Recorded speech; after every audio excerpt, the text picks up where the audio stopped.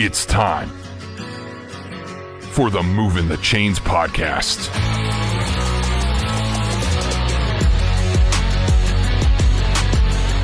Your home for high school football coverage in the Palmetto State. Every team, every game, every week. And now your hosts, Kevin Thomas and John Epps.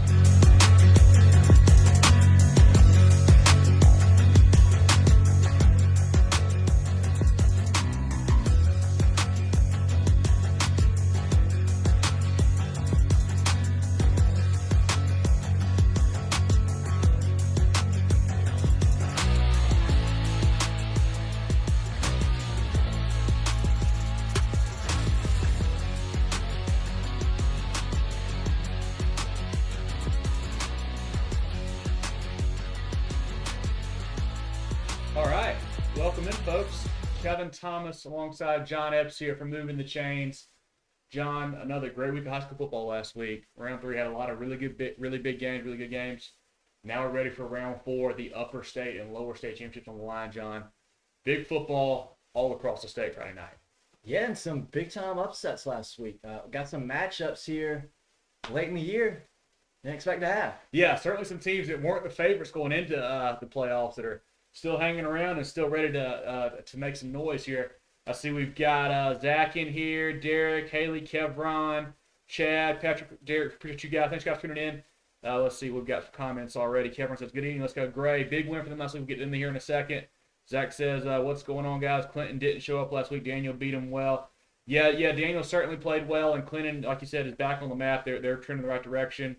Chris said, y'all ready for this week? It's going to go down. Yeah, man, the Indians and Vikings, we'll start here in a minute. That'll be a big one there. Patrick says, what's up? What's going on, Patrick? Chad says, let's go Fort D. Big matchup there as well. Derek says, what's up, guys? Don't know much to talk about. Talk about one. At least wanted to chat in and chime in. Appreciate you, Derek. Hey, man, we'll get some 1A here. I know you guys aren't in anymore, but there's still some big-time games going on this Friday night. But, John, if you guys are just tuning in the first time, appreciate it. Like our page, like our post, like our Twitter page, our Instagram page at Movin Chains. We do a recap show on Sundays over on Apple Podcasts, Google Podcasts, Spotify, things like that. We do some cool interviews. We had one with Greg Collegiate head coach last week. It went really well. We got some other cool stuff coming up for you guys here for the playoffs in. But, John, let's get into the games now. 5A, Upper State Championship. We've got Gaffney traveling to Spartanburg, a rematch of Week 0. You know, Gaffney won that ball game 31-12. Raheem Jeter for Spartanburg did not play, John. Do we see something different happening this time, you think? Well, this is a much better Spartanburg team at this point in the season. Raheem Jeter, not only is he back, he's playing really, really good as well. We talked about at the beginning of the year, Spartanburg's defense was playing pretty strong, and then the offense caught up. The offense has been very, very good. The last 2 weeks, they have knocked off 2 of the hottest teams in the playoffs coming out of Northeast Columbia. Knocking off Spring Valley, and then a hard-fought game against Ridgeview, a good Ridgeview team. A Ridgeview team that they beat who I thought was going to make some moves in Hillcrest a couple weeks ago. So 2 very impressive wins. Spartanburg, not only have they been hot, they have beat the teams that have been hot. Yes. I think this is going to be a lot closer game than what we saw in Week 0.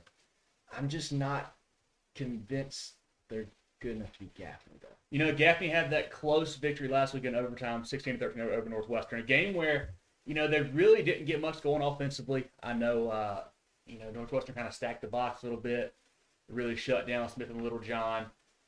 Loftus didn't have his best game through air, didn't sound like. But Gaffney, like we mentioned last week, the defense has been very opportunistic, so have special teams. I think Northwestern, muffed a punt and snapped the ball over the punter's head. It led to some Gaffney points both times. And I think just overall, the defense, though, had a really good ball game against Will Madison. I know that Richard ran for over 100 yards, maybe, closer to 150. But holding them to 10 points in regulation is a big-time performance for the Indians. Well, they held them to 10 points in regulation, and most of you guys are probably familiar with overtime rules in high school football. If you're not, you start at the 10-yard. It's just like college, but instead of starting at 25, you start at the 10-yard line.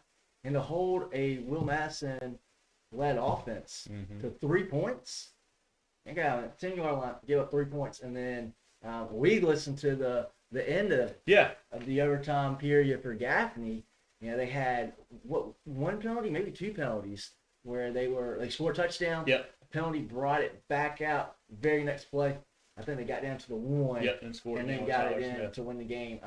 And I feel like we talk about it week after week, where we talk about Gaffney and we go, special teams had another big play. And, it sounds like, Northwestern snapped the ball over their head. Well, at some point it becomes a habit and not just by chance. There's a reason that they are causing these mistakes on special teams. And I'll tell you what, that's how you win ball games sometimes, especially close games against really good competition. That's how you have to do it. Yeah, one thing I do like about Spartanburg, to focus on him for a second, the Jeter kid is back and playing super well. But along with him, so is Drake Carter. The running back is back. He's been doing well. And their receiving core, I thought they have a different guy each week step up, whether it's Danton or it's Richardson or it's Singh or whoever. Jeter's got a lot of weapons out there. Mark Hodge's done a good job developing some talent around them there. And like Curtis mentioned here in the chat, Spartanburg is hot. They haven't lost since week 4 against Dutch Fork. They lost their first 2 games. They lost to Gaffney, lost to Malden right off the bat. Lost to Dutch Fork early, but then they've just had a string of wins here lately. The Vikings are playing some very good ball, and you've got to think that they're going to see what Northwestern did, and even what, if you look back on what Clover did to Gaffney, where they made them pass it, really kind of stack the box there, made Loftus beat them, and shut down Smith a little bit on. You think Spartanburg's going to do the same thing, but I would think that Loftus is going to have a little bit better game this week, I would assume. Yeah, let's give Northwestern some credit too. We saw them play. They do have a very good defense. They do. They are a very disciplined team. Them shutting down Gaffney, we say shutting down, giving up 10 points in regulation, and really the one touchdown was on a short field with special teams play. Northwestern's got a great defense. I think Spartanburg can play. They can play defense. I'm not ready to say Spartanburg's defense is better than theirs, though. Right, I agree. But I do like Coach Hodge, and the fact that you got that on film now, because I don't know who else has stopped Gaffney this year as well as Northwestern did last year. No one really, yeah. So that's something. They've got that on film. They've got that fresh. And the big thing is playing with a ton of confidence. Their best 2 games are their last 2 games that they played. Yeah, agree with you there. And hey, Gaffney can probably say, hey, you know what? Our best game might have been last week too. I thought Northwestern had a very good chance to upset them, and I think Northwestern still, even with the loss, one of the best teams in the state. So that's a very, very good win for Gaffney to find a way. Yeah, a couple comments here. Chris said this is going to be a slobber knocker. Spartanburg is better because Jeter's back. 100% agree there. Patrick said they swallowed them in the back, but at least twice in OT against Northwestern there. And Chris said this Gaff team is special. They're playing for each other. Yeah, that team, they are, man. You listen to the post-game interview, last week with Loftus and Bullock. They talked about how much of a family these guys are and how well together they are. Really cool to see them playing this type of ball. I do want to mention this comment here from Patrick that he told me about earlier today. The Indians, they're taking the whole town to Spartanburg, John. I love it. As of right now, the rumor is Gaffney has about $17,000 in ticket sales for the visitor side. Whoa. Spartanburg's only sold about $4,000 on their side. No So kidding. The Indians may take over Viking Stadium here Friday night over in Spartanburg. I know a lot of times the home fans may wait a little bit to buy them or whatever. They better hurry up or Gaffney's going to buy them all up. Okay. So that'll be fun to see. Gaffney always travels super well. Going to be a great crowd. That's what, you love to see. We saw it last week with Everville and Gray. Just great turnouts on both sides. This time of the year, if you guys, you may not have gone to a game earlier in the year, but this time of the season, everybody wants to go. The crowds are awesome. They really get behind the teams. It's really cool to see. I've got to take Gaffney in this ball game. I think that Northwestern probably is a little better than Spartanburg. So I think Gaffney may be past the already the toughest test in Upperstate. We'll see. But I like the Indians here, maybe in a 10-point or so game.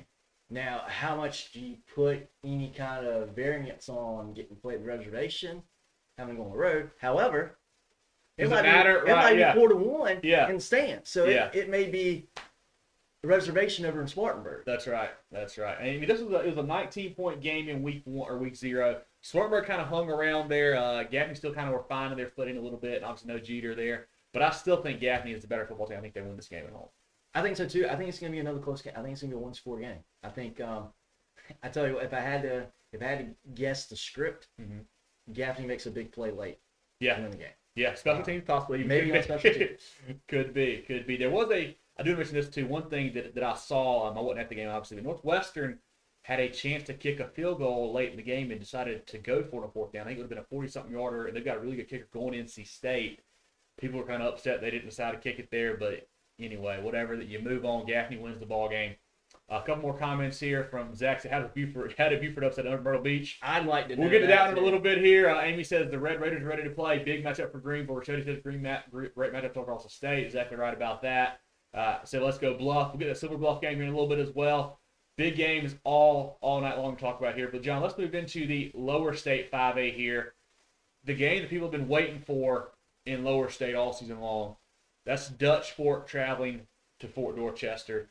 Dutch Fork, 49-21 victory over Sumter. A little bit closer than some people thought it was going to be. It was a one-score game there for a little bit in the second half. Fort Dorchester really shut down Lexington 30-8. It was 16-0 going into the fourth. I think Lexington scored and got two right before the fourth quarter started, and then couldn't get much after that. Fort Dorchester, that defense is playing very well, John. I don't know if they're playing well enough, though, to be Dutch Fork. Yeah, I thought Sumter last week was the best defense that Dutch Fork has played all year. As good as Fort Dorchester is, I don't know if their defense is better than Sumter's. And as good as Sumter's defense is, and they were in the game for a good part of the game, Dutch Fork still scored 49 points on them. Yeah. I think Fort Dorchester's going to have a really hard time keeping Dutch Fork under 4 in this game. And I like Fort Dorchester. I think they got a really good offense too. Yeah. But I just don't think they have the firepower to be able to score 40 points in this game. And I think they got to score that much to win. I just don't think they have it. Yeah, Dutch Fork, we know about the guys. Davin Patterson, Jarvis Green, Antonio Williams just got a Clemson offer this weekend. I'm sure he'll be playing Ryan Howell for that. These guys are averaging, I think, 55 a game, John, and that's without their starters playing most of the second half in most of these games. That offense has a ton of firepower there. But then the defense with guys like Perry, they can really get it done too. Fort Dorchester, I love Zoltan Osborne. The quarterback, big time fan of him. Like Chad mentioned here, Davion Joyner, another big game. He's played very well for them outside. He's kind of an X factor. He's a guy that I feel like didn't do a ton early in the year, but he's really come on late for them. Defensive line, they've got the Demetrius Watson there, committed to Carolina, big time D lineman. They're going to have to get some stops, but I think honestly, like you said, it's going to come down to can you outscore them, and Zoltan Osborne's going to have a big time day to make that happen. Yeah, you got to get some turnovers too. Yeah. Dutch Fork, they're just relentless on both sides, and really, we don't talk enough about the defense at Dutch Fork. It's fun to talk about the running back Jarvis and Antonio Williams on the outside, but this defense is really they are big, they're fast, and they hit you.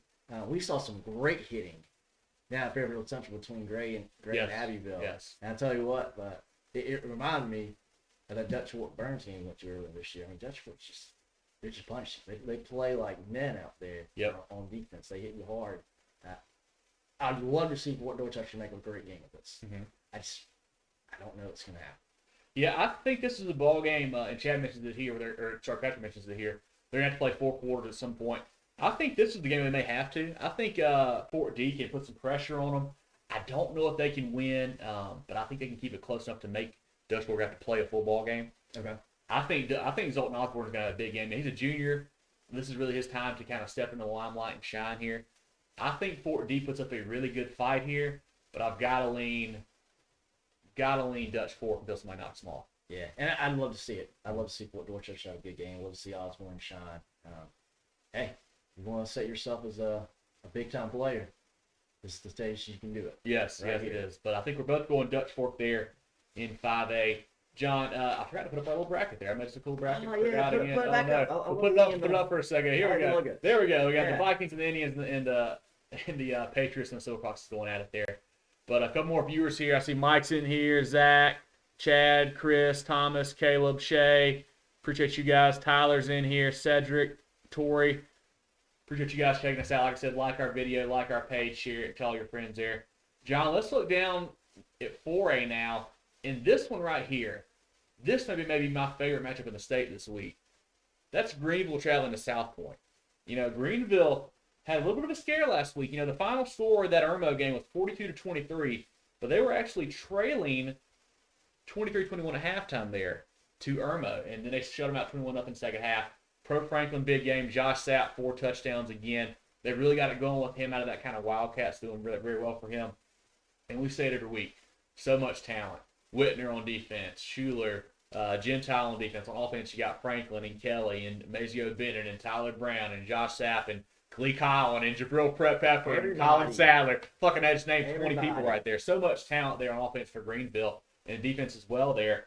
But South Pointe, man, they are a perennial powerhouse. They keep rolling. They beat a very good Greenville team 30-20 last week, a game that I thought Greenville had a really good chance to win. But I tell you what, that quarterback, Zay McCrory, needs to be talked about more. He is a big-time player. He's a big kid, John. I think he rushed around 70 yards. I think probably threw some couple deep bombs there. I love what Jenneret does outside.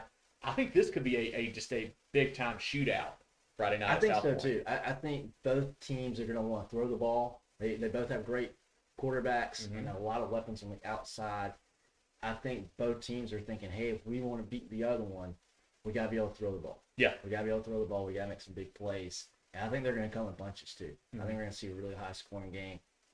And Greenville's playing just really, really good football. They are. We were just waiting for them to stub their toe down in Columbia against the Falcons, against AC4. They didn't do it. When they had to make a play, when they had to play big, they did it late in the game. They got that win. And then last week, I was expecting a very, very close game. And the fact that Greenville said, hey, we're going to stick with our guys that we know that can really play. We're going to put the ball in Sapp's hands. And we're going to say, hey, we're the better team. We're the better team. And Irmo's a very good team. Yeah. I mean, people can say they're better than Irmo. Even worrying those guys can get it done. So I think I'm impressed with the way that Greenville won. The fact that they came back, they shut them out in the second half. That's a big, big time deal. But South Pointe's a different animal. Yeah. South Pointe's a different animal. I mean, to go back-to-back weeks to blow out Lawrence, a Lawrence team that I will go to the grave. I think the 21 Lawrence team is a very, very good team. To blow them out like they did, and then to win by 10 over Greenwood last week, that's very, very impressive. I think South Pointe, it sounds weird to say that someone's better than Greenville right now. I think it's South Pointe, though. I'd say what the key to this game may be, John, and that's offensive line play. The game we saw, Greenville Northwestern, they couldn't block anybody up front. Greenville could not, and Franklin got hit all night long. Even in the AC4 game, he got hit a ton, but they had a little better game plan as far as rolling him out and whatnot, give us some more time there. And we know that South Pointe has A.J. Miller on the defensive line, a really good prospect defensive end there, big-time player. When you flip it over, in the one game South Pointe lost to Spring Valley, 14-7, I believe it was, they gave up, I think it was 9 sacks. So if you want to beat South Pointe, you got to pressure the quarterback as well. Greenville has some guys there that can get it done, Gentile and Schuler and those guys. I think it comes down to maybe who could pass block a little bit better, give their quarterbacks the extra second to find somebody, because they've both got guys, weapons that'll get loose with Jenneret and Bennett and those guys on both sides of the ball. So depends on who can pass block a little bit more. I think I'm going to go Greenville. I like what they're doing, a little bit more weapons, a few more weapons on offense, I think, than what South Pointe has. But this could be literally 38-35 last second, who gets the ball last type victory. This will be a fun game to be at right here for sure. This will be a very, very fun win. I tell you, whoever wins it absolutely deserves it for sure. Yeah. And I think they got a really good shot at the next week in Columbia too. Yeah, Rashodi says Greenville South Pointe, a great matchup, may go to overtime. Exactly right, man. It could be super high scoring there. And down there at South Pointe, never easy place to play. But I'm leaving the Red Raiders in a close one here, I think, John. Let's look down now at Lowerstate for two teams that going into the playoffs we certainly did not expect to see at this point. That's the 2-seed Beaufort, the 2-seed Beaufort Eagles, and what was West Florence here? They were the 3-seed, correct? The 3-seed West Florence Knights here. Beaufort will be hosting this ball game fresh off the heels of a 20-19 upset over Myrtle Beach. And if you guys didn't see what happened there in that game, kind of wild. I don't know if I agree with it there.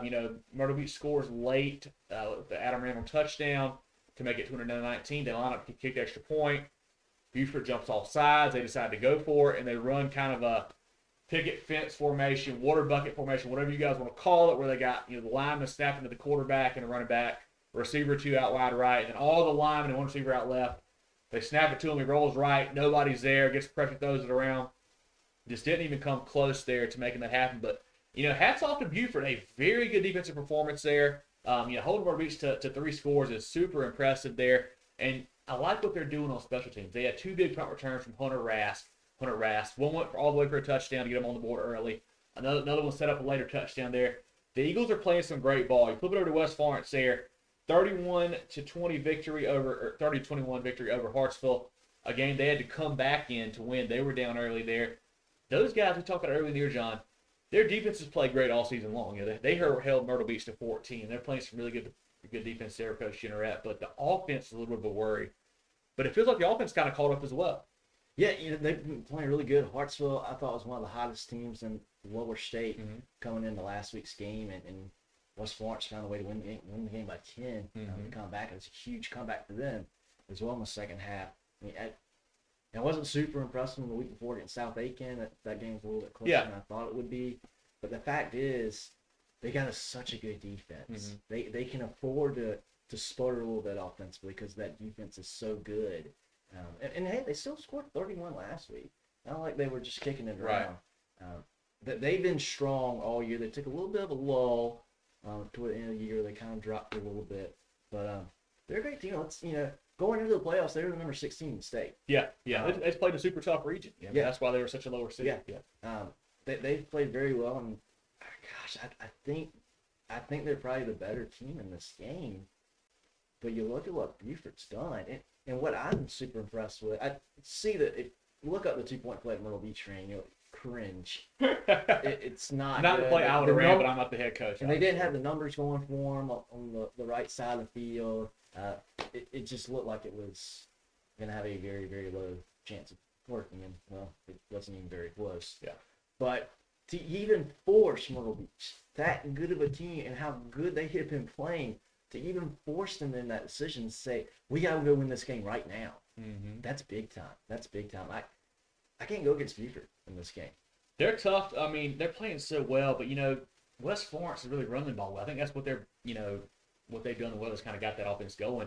Deuce Hudson, Terry McKithen, those guys are really getting it on the ground, and that's a great match for a good defense in a running game. That travels well in the playoffs. It does so well in the playoffs. But I think you're right, John. Buford at home, you got to give them an edge because not easy place to go to down there. Man, it's a long trip for West Florence to get there. You know, we kind of written Buford off after they lost to May River early, and you were like, that's those guys, whatever. But they've really impressed me the last few weeks with their victories over North Augusta. A big victory there. Rule them out. Great victory over a good South Florence team, and then just follow up at Myrtle Beach. They're playing some great football, and I think the special teams are a key. I mentioned the Rask kill, the punt returns there. If you get a big special teams play, I mentioned the Gaffney Spartanburg game. If you can do something big on special teams this time of the year, huge. You know, the AC Florida Greenville game, we saw Nelson take back a punt. Lofton. Take back a punt late in that fourth quarter, and we're thinking, boy, that's going to seal it. And Greenville won the game, but they forced Greenville to go the length of the field on that ensuing drive and score to go ahead. But special teams is just so big. It's such a luxury to have a weapon back there to be able to put that kind of pressure on a defense and give your offense a short field, especially against a good West Florence defense. That certainly could be a difference maker Friday too. Yes, I'm going to take Buford. I think in a close one. How about you? I think I'll take Buford too. Take a Buford as well. This is a game where I feel so wishy-washy. Like, hey, I won't be surprised if West Florence wins. But Buford, but they didn't have the greatest region. They didn't have the greatest schedule. But they played some good teams in the playoffs, and they've taken care of business every single week. So, no doubt about that. At some point, we got to buy in, right? That's right. Yeah, I know. Now's the time. I hadn't seen Jimmy in here yet. I'm sure he'll give us some feedback on what those guys are doing down there at Buford. But I think they're certainly playing some good ball. I like those guys to win that ball game there. John, do you want to give a quick shout out to our friends here before we get too far along in the program? The Georgia Agency has been serving insurance needs of South Carolina for 40 years now. Bradley, Wayne, Richard, and the crew. If you guys need insurance for yourself, if you don't have it through your company, or if you're a small business owner, give them a buzz as well. TheGeorgiaAgency.net. Located in Mullins and Maryland, they've got clients all across the state: Aiken, Rock Hill, Greer, Charleston, wherever they can help you guys out. Columbia as well. So definitely reach out to them while open enrollment is going on now until I think January 15th. So check out those guys at GeorgiaAgency.net. And then our friends over at Security Advantage Federal Credit Union. They have a clear purpose to improve financial lives of their members. They offer much lower loan rates and don't charge the fees that other banks do.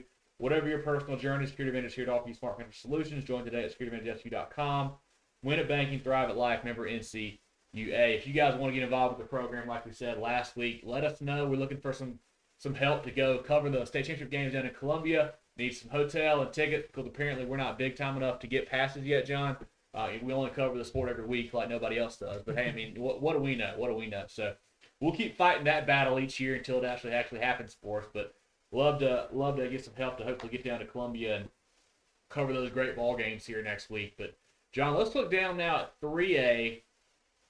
Upperstate here, we've got Chester heading to Daniel. Boy, oh boy, John, the Lions woke up last week. They certainly did. Oh my. Yeah, a 52-7 victory over Clinton, a team that we thought was very good, the Clinton Red Devils. They are very good. Daniel just took them behind the woodshed, and from looking at that game, one thing that we talked about, John, right back from Gray and Abbeville last week, is that last year when Daniel was just smoking people and beat people, blowing them out, the Camden game or whatever, state championship, whatever it was, they were getting a lot of long pass plays. Maybe it wasn't throwing it 70 yards in the air, but it was maybe throwing it 30 and then breaking 4-5 tackles going 50, 60 plus. They didn't have much this year till Friday night. I think they had a 40-plus yarder, a 50-plus yarder, and a 70-plus yarder all in the first half. The Lions got it working offensively. Trent Pierman had it going on. I think he slung 2 of those to Eli Merck. I think Myson Kelly caught another one there. They're going to be tough to beat, John. Looking over at Chester, they continue to roll, man. They've gotten hot at the right time. I think they're 9-3 or so in the season. Didn't even win their region, but they played some great football, knocking off Chapman a couple weeks ago, knocking off previously unbeaten Powdersville last week, 35-18. Now I know Powdersville didn't have Thomas Williams. That's a tough loss there to not have him, but they still have some talent with Hudgens and Tank Slade, Drake Sloan, and those guys. Jalen Rambert. Their quarterback is great. Yeah. And this is a game that Powdersville took an early lead after a pick 6 from Slade, but then they couldn't get any closer than a 10-point game the rest of the way. And Chester just really ran the ball behind Van Dunham. I think he ran touchdowns. This is going to be a really fun game, John, because it's kind of contrasting styles there with offenses and defenses, what they want to do on running the ball and passing the ball. Yeah, for sure. And, Chester, they just beat the 2 teams that we thought were going to give Daniel the most trouble here in this upper state bracket, aside from maybe Lower Richland, who Clinton knocked off in an excellent game. Mm-hmm.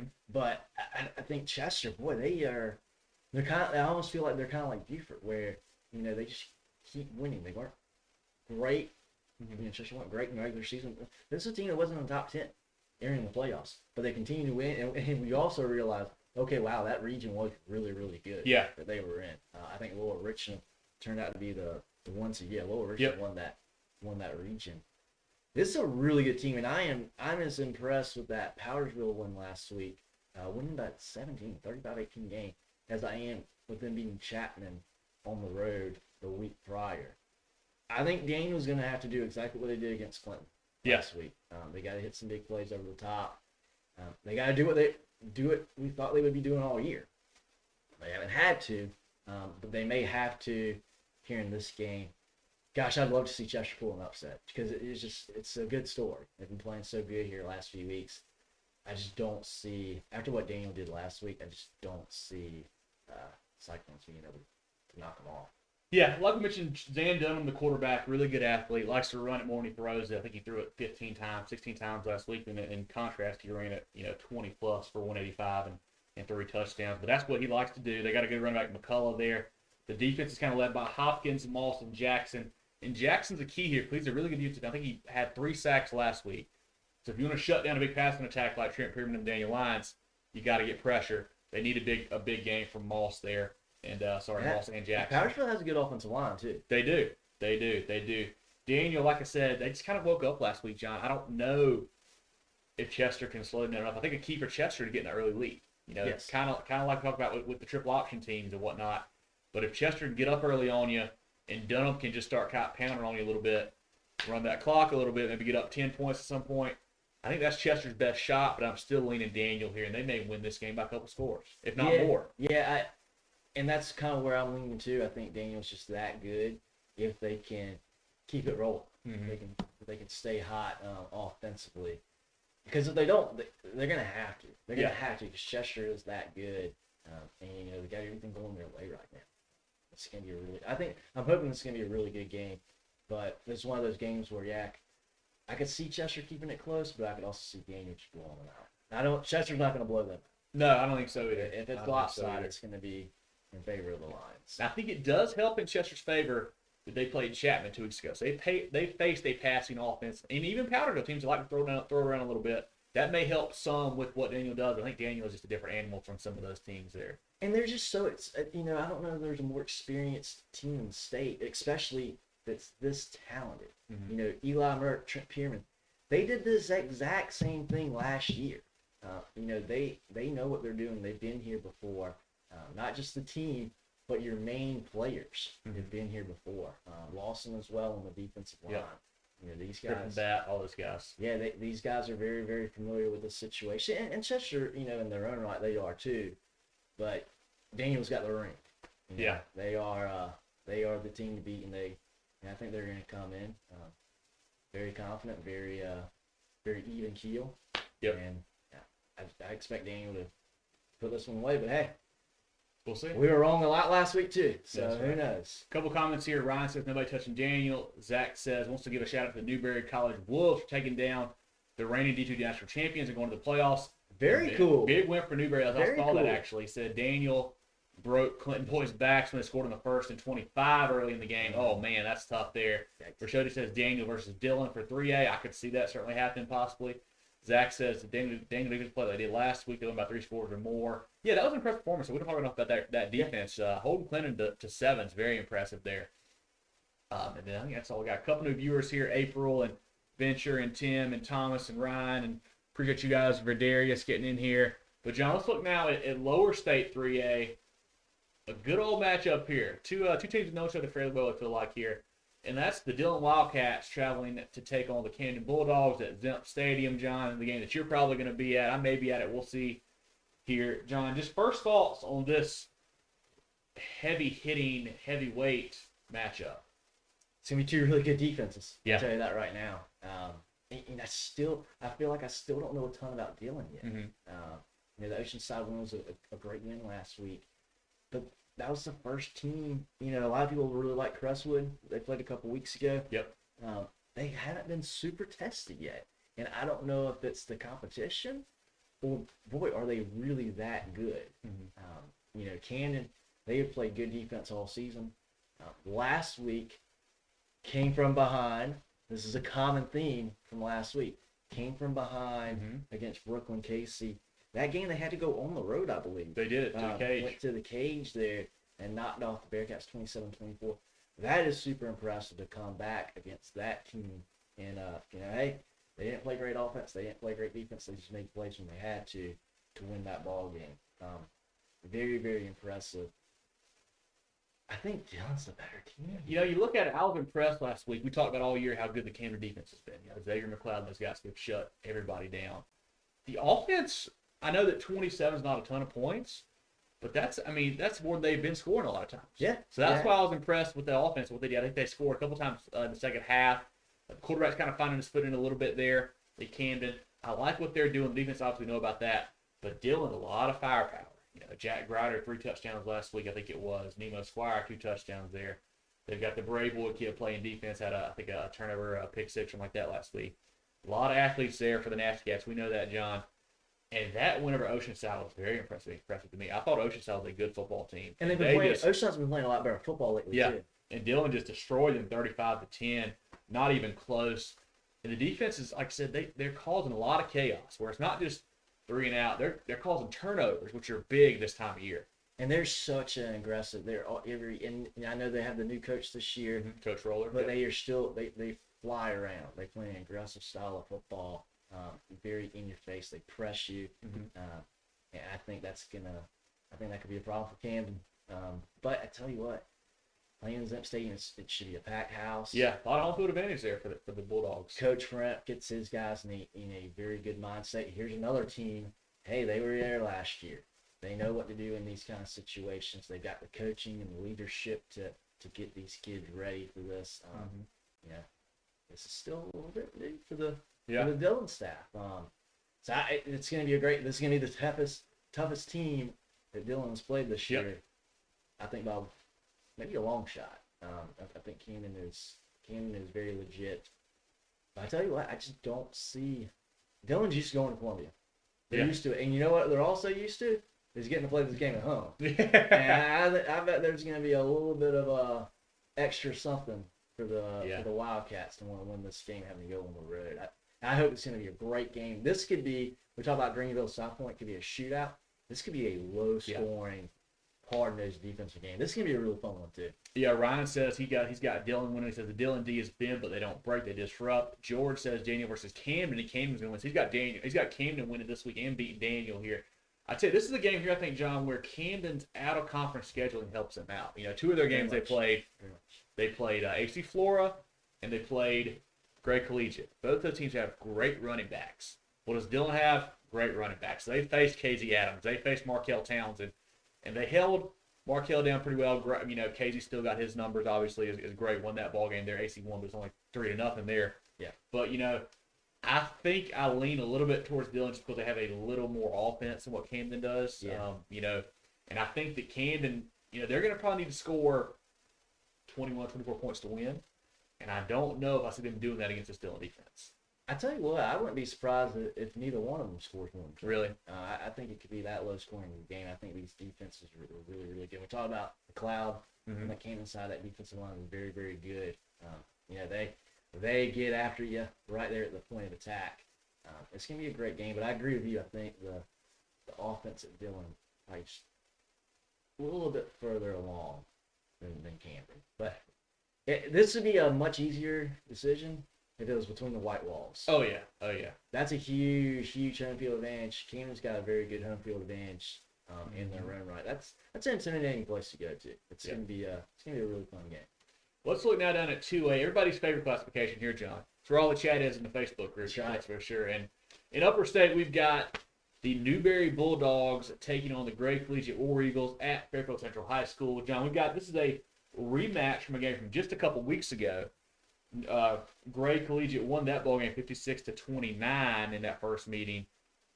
Newberry coming off a 26-24 victory over Christchurch, where they had to come from behind as well. They were down. Another theme of the week, like you said there, they score late and kind of win that ball game there. And Coach Strickland has those guys playing some great ball. They're wanting to play for him and keep going and whatnot. But they've got the Epps guy and the Chalmers kid and the Sims guy. Gray Collegiate. What can you say, John? We know what they've got there. Everywhere. They've got running back KZ Adams, quarterbacks, plural, Trey Robinson, Riley State. And they got the Johnson kid and the Harris kid outside. Offensive line is great. Defensive, Torrey Kelly and Zach Glenn and those guys, Davion Johnson. Town over the field for Gray. Newberry, does playing that first matchup help them out any, John? Can they do anything to hang with the War Eagles, you hear? I think the fact that they have played already helps Newberry more than it helps Gray.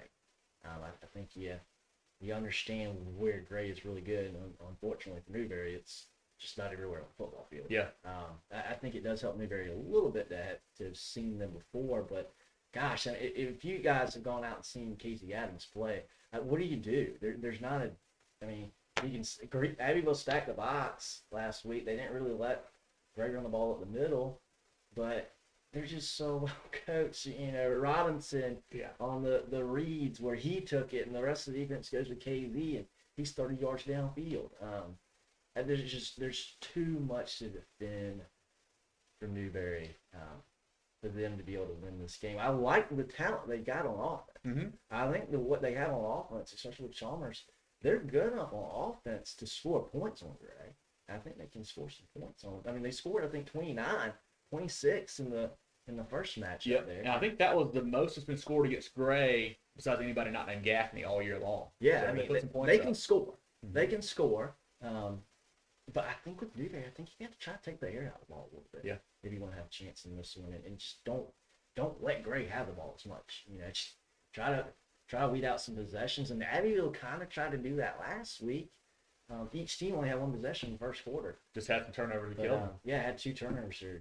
Just leave them. That's one thing Newberry cannot do. You cannot turn the football over. But Gray's just too much. Look at the stats from that first meeting, 56-29. Gray wins it. KZ rushed for a ho-hum 316. No big deal there. But yeah, like you mentioned with what they're doing on offense and how well they're playing, they rushed for 400 plus last week. It wasn't just KZ. Okay. He went for 322. Yeah. Talking about Gray. Went for 322. KZ did, and then Robinson went for another 115-20. And when he can also pull it, like you said, and make big plays, becomes almost unstoppable there on the offensive side. I know he had a thumb issue, had it taped up, so you wonder if maybe we see more of Riley Staten throwing the ball because we don't know what Trey can do with that thumb issue. But the way that he's running it, the way that KZ's running it, it's tough for anybody to stop them. And I think, like you said, I don't know if it's really coming up with a game plan on defense. Like, I think it's just what they're going to get, and you hope you can stop them once or twice. You got to hope that your offense doesn't get stopped is the key, I think, for Newberry. Yeah, we talked about how good that Abbeville defense was. I mean, gosh, I don't think they really did anything wrong. It's you got a guy like KZ, you got to key in on him a little bit. You got to cheat a little bit to try to be able to stop him, and then gosh, when they pull it and run the quarterback. Then what do you do? What are you going to do? So I'd like to see. I think again, Newberry's got the offense to be able to keep up. It's just I just don't think they have enough defense to be able to slow Gray down. Yeah, a couple comments here. Shody says he doesn't see anybody stopping Gray. I think you may be right there. We'll see about that. Tim says, can Phil Strickland pull the upset and get the state championship one more time? That would be a great story, Tim. It really would. And, I was reading an interesting article earlier this week about Coach Strickland and some of his former, games and seasons he's coached in. I read about one time, somebody can correct me, I may be wrong about this, where they played a team late in the playoffs, and they ran a completely different offense from what they did all year long. They switched up to like wishbone or flexible out of nowhere, caught the team off guard, and won the ball game to go to state. Great story, and it may take something like that to beat the War Eagles this Friday night. Yeah, I wouldn't mess with the offense, but maybe do that on defense. Maybe do something a little bit different on defense than you haven't done all year. So see if he's got another trick up his sleeve. Hey, we know, and especially from the way that kids play in playoffs, they're not going to hold back at all. They're going to give it everything they got. Yeah, I'm going to go with Gray. I tell you, I do worry a little bit. How do you get back up to that level again? Abbeville was a big game. They told us last week, Coach Holmes did on the interview we had with them, that they had this game circled for a year. I mean, and how can you not if you're Great Collegiate? Abbeville has won 7 out of 10 state championships. They're the big dog in 2A. You got to beat those guys to move on. But you get that win, you got to get up again. You still got 2 more ball games to win. Yeah, and I mean, I think Newberry, and granted, Newberry doesn't have a choice. You want to come out, you want to make a spark pretty quick. But I think we say that, and it kind of goes the opposite way too. You can get really, really up for a game. After those first couple of plays, you're just playing football. You may get a little lackadaisical more so this week than you did last week because it's not Abbeville. I think the first time you get hit, you're like, okay, we're playing football again. Yeah, right. yeah. And you zone in and you do what you do. And I'm sure Coach Holmes has thought about that. And he's got the guys ready to roll. And I think Gray wins this one. And I think it may be a little bit closer than 56-29, but I still think Gray by a couple scores here Friday night. Yeah, I think 2 or 3. Yeah. Looking at the Lowerstate, the game that Curtis just mentioned about Philip Simmons falling, that set up a matchup between the Barnwell Warhorses and the Silver Bluff Bulldogs, a rematch from earlier in the year. Barnwell going on the road to Silver Bluff in a big-time game here, John. First time around, Silver Bluff won this ballgame 55-20, but that doesn't tell the whole story. At halftime, Barnwell had a 20-14 lead, and then proceeded to get outscored 41-0 from that point forward, John. Can Barnwell do something different this time around? They sure better do something different than they did in that second 24 minutes. And I think Barnwell is, you talk about the entire state, there might not be a hotter team in the entire state than what Barnwell has been here in the playoffs. Silver Bluff is super good. They are very good. It might be closer than 56-20 this time around, but I don't think Silver Bluff's going to let Barnwell go into the locker room with the lead this time either. I think on that Silver Bluff side, they're going to say, hey, we can't let those guys get out to a start like they did. Because if you do it again, I don't think you're outscoring 41-0. Yeah. I think you're going to be in some real trouble if they go into the locker room and trailing Barnwell with the confidence that these young kids that are too young to play, Kev. That's what they told us. They're too young to play. Well, they're not young anymore. Yeah. They're playing some doggone good football now. I think Silver Bluff is a little bit better in this one. Barnwell knocked off a very good Philip Simmons team, 42-27 last week with a late pick 6 to kind of seal that one. They've got a really good rushing attack. The Sandifer kid can get it done running the ball from the quarterback spot. And then Tyler Smith last week, John, look, he ran it 45 times for 360. Those are KZ numbers. That worries me, though. To give It's a young kid, give a John. kid 40. He's good. He's good, man. He's good. Yes. He's good. But big win for him and big run of the ball game for him. And then the Pender kid. We're talking about him coming back from his collarbone injury. He gives him a weapon outside, kind of an X factor that can stretch the field there. And he had the pick six last week for Barnwell. Wilson playing some of both ways there for those guys. Silver Bluff, I mentioned the game against Barnwell where they came out second half. They did it again last week, too. They were tied 14-all with Sherrill at halftime, go on to win the game 56-14. So I don't know what Coach D'Angelo Bryant's saying at halftime, but it is working. Got a comment here that says Bluff has been second half juggernaut all season. That's exactly right. Yeah, they're playing some great ball second half behind Trayvon Dunbar, a young running back. I think both these guys, Smith and Dunbar, both may be sophomores, maybe a sophomore and a junior. Junior might be Smith. We'll see there. And they got the McLeod kid playing great ball on the other side of the ball there. Could be a very quick game because of the running attacks there. Yes. I think Barnwell keeps it closer, but I think Silver Bluff's a little bit too much at home. Yeah, and that's I haven't been to a game at Silver Bluff before, but I've been to Columbia. Dog pound. I've been to Columbia when Silver Bluff played, and man, that is a rowdy crowd. I could only imagine the home game there is like. That'll be fun. You know, two teams that know each other very well, being in the region and whatnot. This is going to be a fun matchup, but I think Silver Bluff with Dunbar has a little too much for Barnwell. I think they win this game in maybe a 7-10, maybe 14-point game, something like that. I think so too. Yeah, Rashodi says he's got Bluff put away in the second half. If Barnwell wins, they need to score almost every time they have the ball. Yeah, that's probably true. I mean, I think that this is going to be tough for them to stop Silver Bluff. And that's going to be tough against that Silver Bluff defense too. Exactly right. Your comment sections, come on down to the dog pound. Man, we need to make a trip for that next. We need to put that on our schedule next year. Make that one in there, John, for sure. But let's look now down at 1A. The Upperstate final, we've got Southside Christian, the Sabres, traveling to Lamar, take on the Silver Foxes, John, in a matchup. I saw this on the pre recap show here. Kind of a matchup versus the new powerhouse in 1A versus the old powerhouse in 1A here. That's very true. Lamar hosting the game. Tough place to play there. Can the Silver Foxes possibly upset the Sabres? Yeah, I don't think they will. I think Lamar. Actually, I think Lamar, as good as they are, they're just not quite as good as they typically are. I think Southside is though. Lamar has been. They've won. They've kept winning. I think their only loss this year was to Dillon early in the year. Dillon and they may have tripped up one more. Timberland beat them as well. Okay.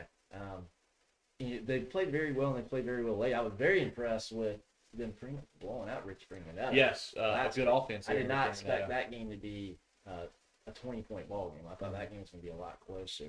But Southside is just, gosh, they're good. They're tough. Calhoun County are playing really good football. Game was even. I mean, they get up 6 points. You know, it's hard to be competitive when you can only score 6 points, and they do this every week. They beat Greer this year. Yeah. You know, they probably shouldn't even be playing Greer. I know Greer's not great this year, but they whooped up on Greer. I mean, this is just a really, really good football team all around for Southside. A lot of talent, you know, Martin and Goldsmith on offense, and they've got Woodfield and Ashton and Hood on defense. They've got playmakers all over the field. Looking at Lamar, last week was very impressive to me. You know, that win over RSM was a nice win because I was a little bit worried going into that game because 2 weeks ago, only beating McCormick 14-0. I was a little bit worried about the offense there. I was like, is that enough to beat RSM? Because we know they can score with the Lee Park kid. But Patrick Anderson got it done on the ground, had, I think, 2 touchdowns, maybe 200 plus. He had a big-time game for them. And I read somewhere they're actually kind of running a couple different offenses. You know, I know the quarterback went out early in the year. They kind of switched more to the wishbone type deal. And he came back and they spread out a little bit more. And they're doing some of both now, depending on who's in the game. So that could cause some issues for Southside Christian if they can find one that's working. Yeah. Kind of be a multiple there with that. Lamar playing at home, like I mentioned, it's a tough place to play, John. These guys are always tough on defense. We know that. But I don't know if they've got quite enough firepower to beat Southside Christian. Yeah, I would be very surprised. But I do think they're well capable of making this a very competitive game. And, hey, we talk about every week. When you have a good defense, you can put yourself in any kind of ball game. Yep. So I think it's going to be a good game. But, yeah, I do think Southside definitely has the edge, in my opinion. And then looking down at the Lowerstate Championship in 1A, sleeper team all season long, John. C.E. Murray continues to win, and they travel to Bamberg-Ehrhardt. C.E. Murray absolutely demolished Well Branch, 47-0 last week. Bamberg beat the Breaks off of Baptist Hill 33-6. Or 33-6, yeah. 33-6. Two games that were not competitive that I really thought would be going into it. Yeah, against two really good teams. Yeah. Whale Branch was team of the week for me a couple weeks ago. I thought they were a very, very good team. And C.E. Murray just absolutely, I mean, when you're in this level of the playoffs and you shut someone out, yeah, that's scary. That is very scary. But gosh, Bamberg-Ehrhardt, Baptist Hill had been playing really, really good football. They came into the playoffs as the number 3 team in the state behind only Southside and Bamberg. And clearly, last Friday, the gap between them and Bamberg-Ehrhardt is very, very wide. I think you can go against Bamberg at home, can you? We'll see. The Warriors are playing great ball. Coach Smith's doing a great job there. The quarterback, Tyree Prunes, is a big-time player. I saw Curtis mention him a second ago. He can really run it very well. They got a couple other guys who can move it, like Porter and Amon Myers. Those guys can really, really fly around the field there. And I love Prunes, big-time player there. But Bamberg, man, we know what they can do. I know they lost their quarterback going to the playoffs. That was a big storyline early in the playoffs. They've really done well without him. They've ran the ball with Folk and Banks. And the defense, John, they've always had a great defense, Bamberg. We know that. To shut out a Baptist Hill team that throws it all across the yard, to shut them down to 6 points last week, very impressive. I know we talked about some games that could be quick this week. This one may be very quick as well, with a lot of game spent on the ground. Yeah, for sure. Gosh, and that Bamberg defense has just been on fire. They got probably one of the toughest draws in the playoffs. They had to start the playoffs off against Hannah Pamplico. Yeah, a very good team. A really good team that was playing really good football at the time, too. And that's been their closest competition in the playoffs. That was a close one-score game. And since then, they have just been absolutely rolling. But gosh, if there's anyone that is playing as hot as them right now, it's C.E. Murray. Yep. This could be a really good game. I just don't know. I don't know that C.E. Murray can bring it like that 2 weeks in a row. Yeah, I want to circle back to what that Hannah Pamplico game you mentioned there. One thing we got a comment here from Rashad Williams says, C.E. Murray has 2 very big receivers. That's right. And, you think about what Hannah Pamplico does. They can kind of swing around the yard a little bit. They can run it, but they're also kind of multiple. They can get it out in space and whatnot. C.E. Murray can do something kind of similar. They gave Bamberg-Ehrhardt some problems during the playoffs, John. This is the type of offense that can do it, but they're going to need a very, very big performance from Prunes to make it happen. I think I've got to lean. Actually, I'll take C.E. Murray. Okay. I changed my mind. I love Quincy Bias. I love Coach Crosby there at Bamberg. I'm going to go to C.E. Murray. They're playing such great football right now. A lot of different pieces of an offense that I like a lot, and the defense, I think, will be the key in this one. You talked yourself into it. I have. I like it. Comment here, Rashodi says, "Don't be surprised if Murray wins, but Bamberg defense is strong." Yes, they always are. They're always tough, and they're back even to the Bowers and the Sapp days, and even before that, they've always been tough down there. But I'm gonna go see Murray here pulling the upset. Doing a circle back, a couple comments here about Lamar and Southside Christian. Rashodi says Lamar with the upset. I hope. LOL. Thomas says he hopes so too. Southside Christian only had 48 points scored against them all year. Exactly. I think nobody except for, Greer scored more than a touchdown against them, I believe. Somebody may have in the playoffs. You got it there, John. I don't know if you have it or not. Their playoff route for Southside Christian. C.A. Johnson scored 14. 14, there we go. So they scored 14, and then Greer scored, I think, 17, 18. But it's going to be a really good ball game in 1A. I mean, all these teams are good at this point. And then I did mention this about C.E. Murray and Bamberg. So rematch from last year. It came down to the wire last year in that game as well. Rashad mentioned that. It kind of reminded me of it. I like C.E. Murray in an upset here, but that will be a very, very fun ball game to watch Friday night. John, let's give one more shout out here to our friends over at the George Agency, Bradley, Wayne, Richard, and I'll get back. I'll do the read first. Bradley, Wayne, Richard, and the crew. They can help you all across the state of South Carolina with your insurance needs, whether it's you need it for your small business or you need it for yourself. If your company doesn't offer insurance, if you're a seasonal employee, whatever it is, check them out at georgeagency.net. Bradley, Wayne, Richard, and the crew serving Carolinas for over 40 years.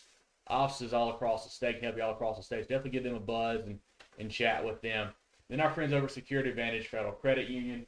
They have a clear purpose to serve their financial lives of their members. They offer much lower loan rates and don't charge the fees other banks do. Whatever your personal journey, Security Advantage is here to offer you a smart financial solution. Join today, securityadvantage.com. Win at banking, thrive at life, member NCUA. Sorry, I got choked up there. The comment from Marvin Curse. He says, wow, you picked C.E. Murray. They will lose and lose big. Hey, man, won't be the first time I've been wrong. I've gotten a lot of them wrong this year, so won't be surprised at all. But it should be a fun ball game. I appreciate you guys tuning in and commenting there, John.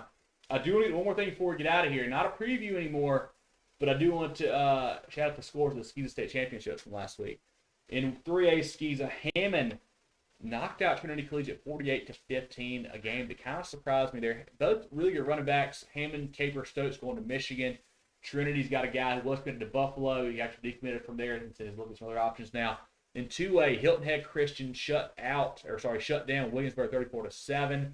Big win there for Hilton Head Christian. Then 1A, Thomas Hayward took down Robert E. Lee 35-13 in the Skeeza State Championships there. Some good ball games there and down in Charleston last week. Mark says, I do love y'all's commentation. Appreciate you, man. Appreciate you tuning in. You know, we try to have fun with it, so we've been wrong a lot, but it's fun to talk about it. I mean, I love the interaction because where else you can talk about high school football? I know nobody else is doing something like this, so we appreciate you guys tuning in and commenting with us here. But like I said, if this is you guys' first time, we appreciate you being here. Like our page, like our post, share it, tell your friends. Follow us on Twitter and Facebook at Movin the Chains, MovinChains. We do this. We do a preview show every Tuesday night. We'll have one next Tuesday for the state championships as well. We do a recap show on Sunday. That comes out on Spotify, Google Podcasts, Apple Podcasts, and whatever platform you get your podcast on. We also do interviews throughout the year. We just had one with Coach Adam Holland from Gray last week. We've had Powderville's head coach on there, Robert Muster, Clinton DC, Ethan Campbell, PD, Office Coordinator Kyle Drew, and more. Definitely check out that stuff. And then just follow us everywhere as we do different things. We do more scores on Twitter, more pictures on Instagram, more videos like this here on Facebook. So check us out on all of our platforms. John, I've talked enough here. I know. You got some good comments on this weekend. Give them to us. I tell you what, I'm really excited. I think 3A and 1A is what I'm really excited about. Let's see how good Dillon is. Camden, Dillon at Zent is really, really cool. Does Chester have anything for Daniel? It's going to be awesome. And then Southside, Lamar. That's the matchup you want. That's the matchup you want. And hey, let's even it a little bit and play the game down in Lamar. That's right. I love it. Rematch of last year's Upperstate championship game. So I would love to see that again. But a lot of great football to be played this week. Let us be the first to wish you and your family happy Thanksgiving.